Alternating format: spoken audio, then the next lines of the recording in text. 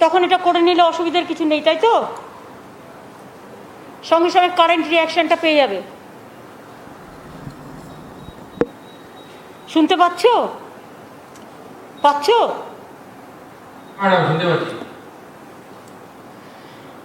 আপনারা সবাই জানতেন যে আজকে আমাদের এখানে প্রধানমন্ত্রীর একটা ভার্চুয়াল ভিডিও কনফারেন্স চলছিল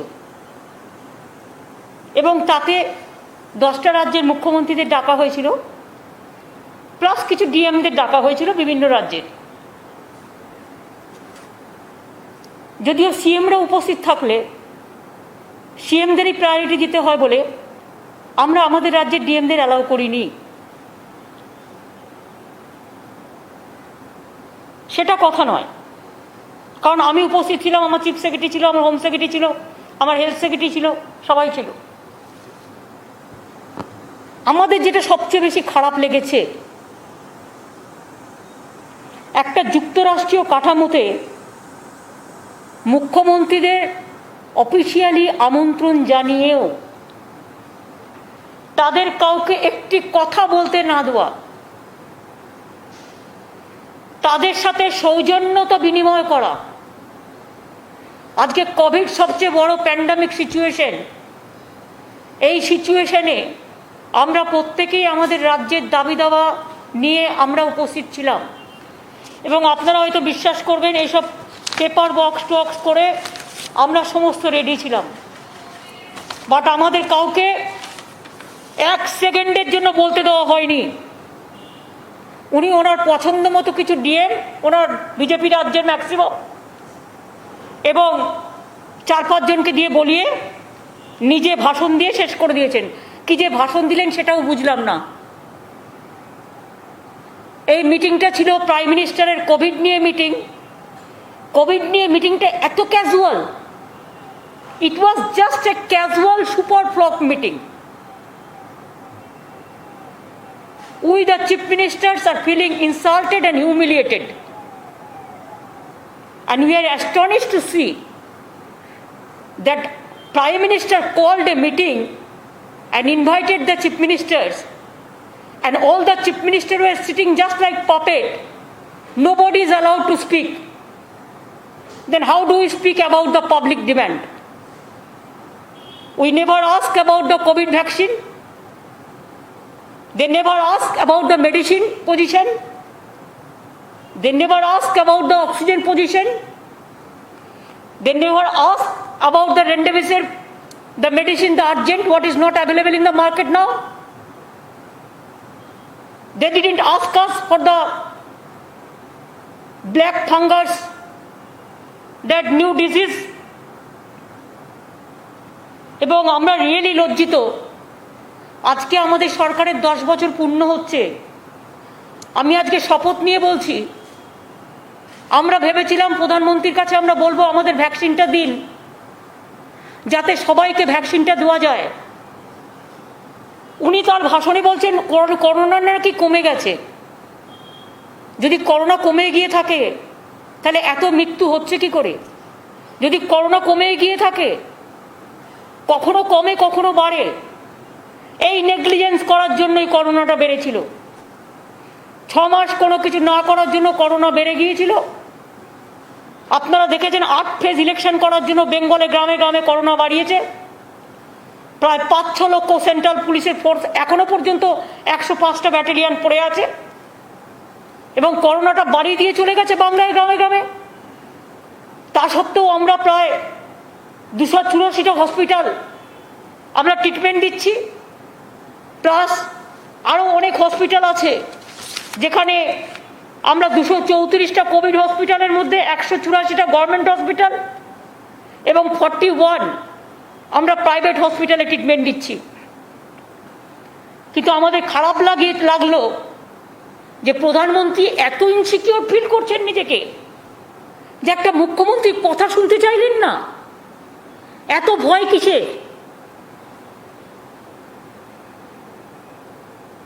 এত অবহেলা কিসের? যদি তিনি কথা না শুনতেই চান মুখ্যমন্ত্রীদের, তাহলে ফেডারেল স্ট্রাকচারের মুখ্যমন্ত্রী আমরা 3 কোটি ভ্যাকসিন দেওয়ার জন্য বলেছিলাম। দেয়নি, কমিয়ে দিচ্ছে, প্রতিদিন স্পিডটা কমিয়ে দিচ্ছে ভ্যাকসিন দেওয়ার।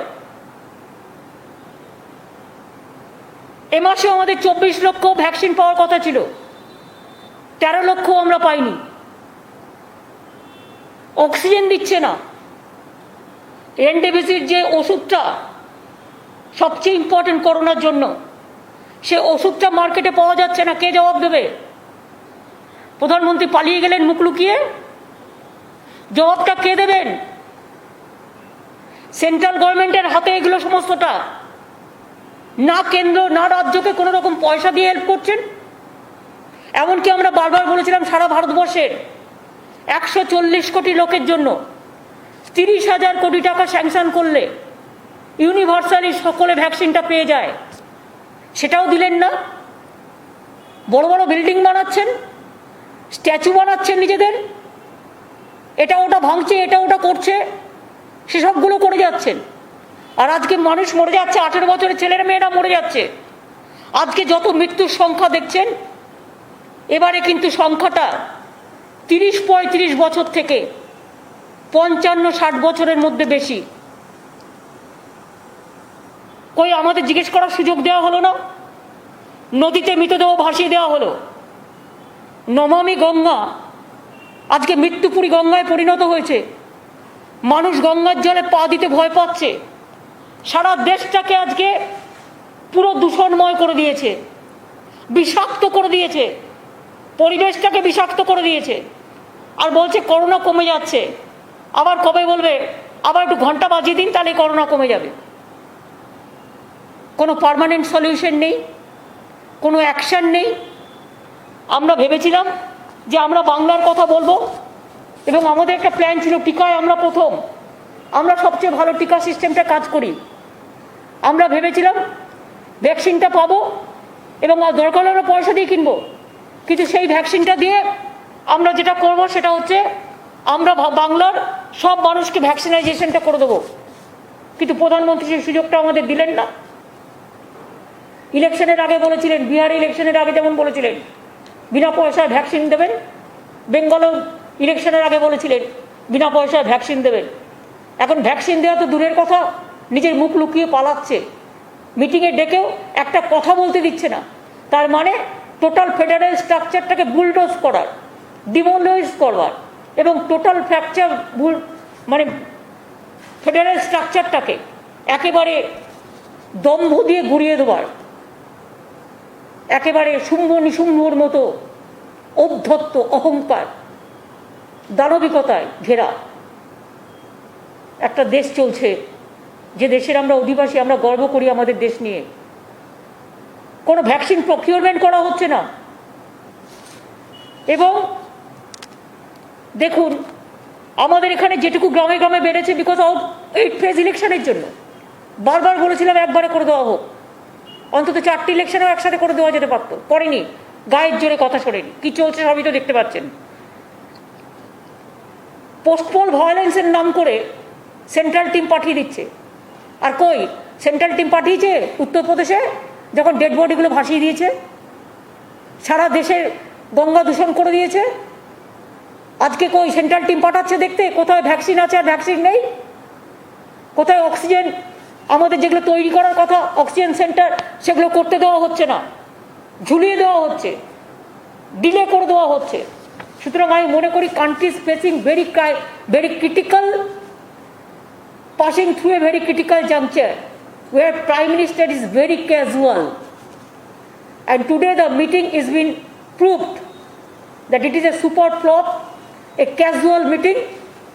He wanted to get the publicity through some media, and that's why whatever he thinks, he expressed his opinion, but he didn't allow the other chief ministers of the state.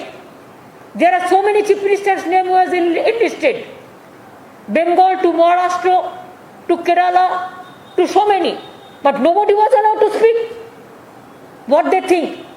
Are we the bonded labor or are we the puppet?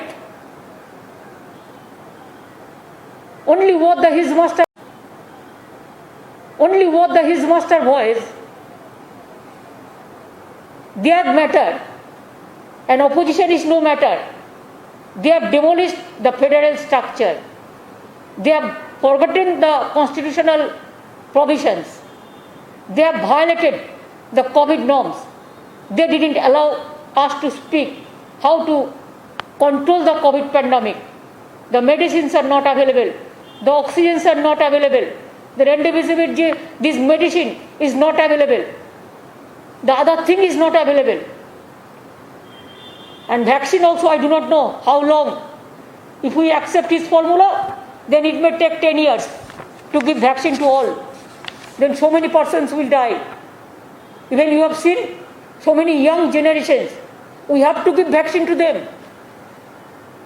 I have written a letter to Prime Minister so many times that please provide us vaccine.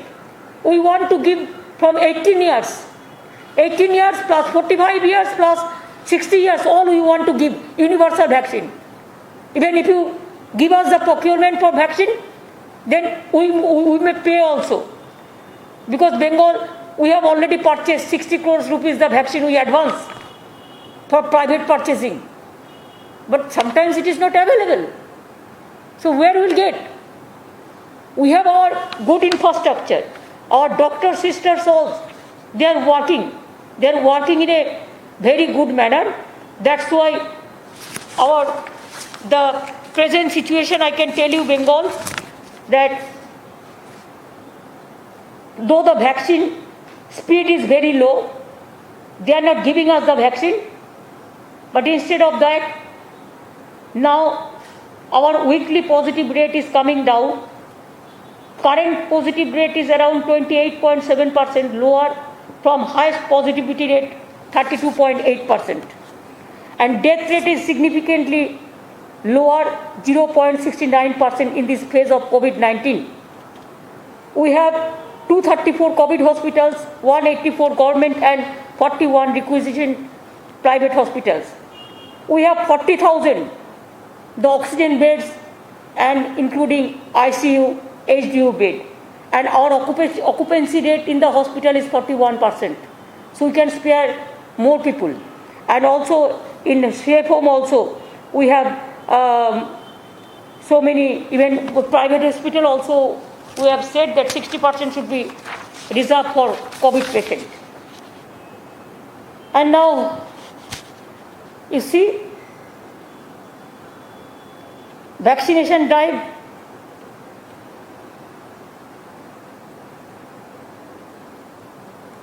we have received from Central 1.31 crore doses for this doctor, nurse, sisters, for all, from where we have already administered 1.26 crores already. And for vaccination further 18 plus to 44 plus category, we have been allocated 17.5 lakh doses. There we have paid 60 crores for that. And we are giving priority to our hawkers, to our transport drivers, to our সবজিওয়ালা থেকে শুরু করে যারা গরিব মানুষ পঞ্চায়েতে কাজ করে, মিউনিসিপ্যালিটিতে কাজ করে, 100 দিনের কাজ করে, এই সব লোকরা যাদের জন্য আমরা বেঁচে থাকি, তাদের আমরা চেষ্টা করছি যে যাতে তাদের আমরা ডোজটা দিতে পারি।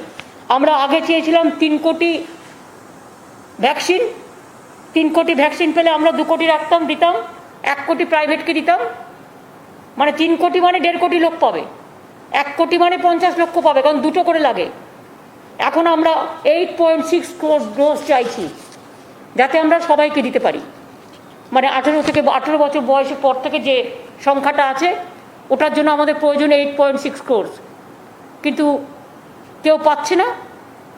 আমরা এটাও বলেছিলাম যে তোমাদের যদি কেউ ফ্র্যাঞ্চাইজি করে এখানে কোনো কারখানা তৈরি করে, আমরা ল্যান্ড এবং অন্যান্য সব সাপোর্ট দেওয়ার জন্য তৈরি, সেটাও আমরা বলেছিলাম, কিন্তু কিচ্ছু হলো না। আমাদের ভ্যাকসিন দেওয়া হোক। আমি আজকে আমাদের 10 বছরের মামাটি মানুষের সরকারের পূর্ণ হচ্ছে। আমি বাংলার মানুষকে কথা দিয়েছিলাম দেব, আমি এখনও বলছি ভ্যাকসিন পেলে আমি পুরো সবাইকে 3 মাসের মধ্যে সব ভ্যাকসিন কমপ্লিট করে দেবো। কিন্তু গভর্নমেন্ট অফ ইন্ডিয়া যদি আমাদের না দেয়, তাহলে আমাদের হাত পেয়ে খালি থালা নিয়ে অপেক্ষা করতে হবে। তার মধ্যেও ইতিমধ্যে আমরা প্রায় 1.5 কোটি মানুষকে ভ্যাকসিন দিতে পেরেছি।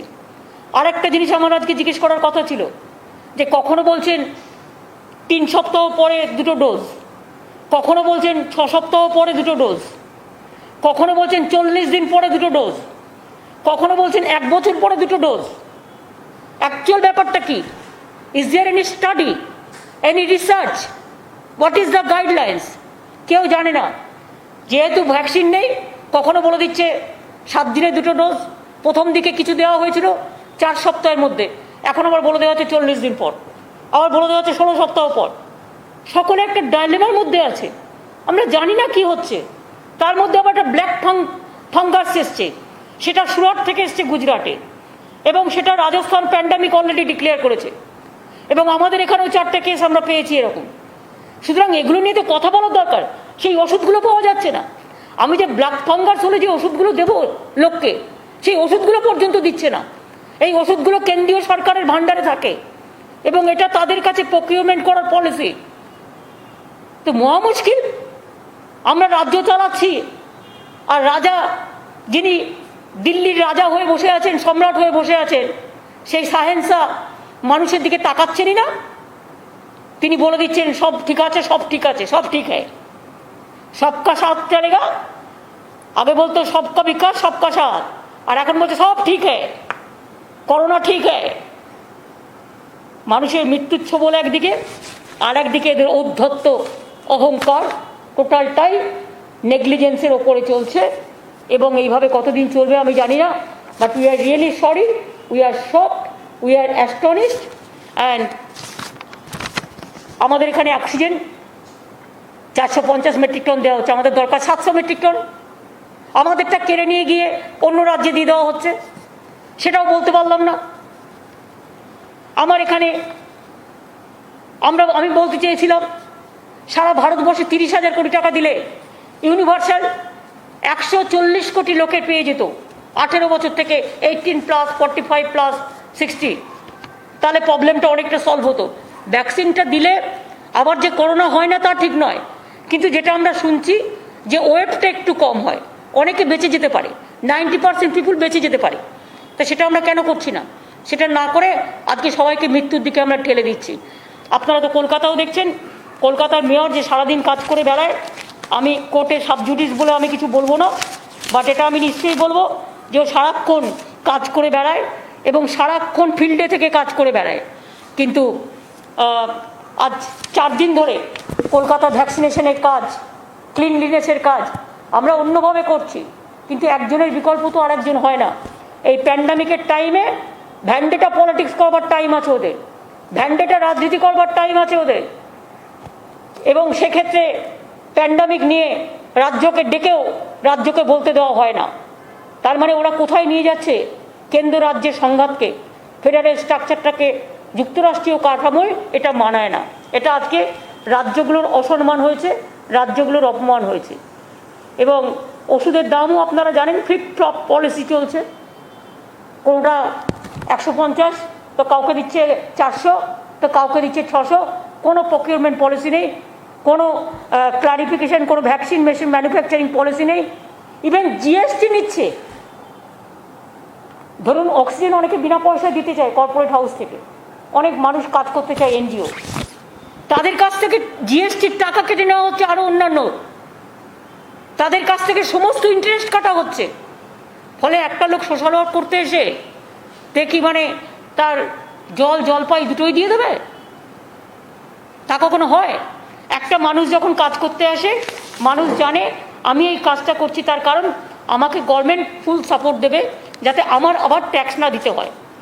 আজকে সেটাও নেই, পুরোপুরি ট্যাক্স দিতে হচ্ছে। আর উত্তরপ্রদেশকে দিয়ে একজন বলালো, নিয়ে বলিয়ে বলছে বহুত বড়িয়া চল রা হ্যায়। কই একবারও তো প্রধানমন্ত্রী কোশ্চেন করেননি?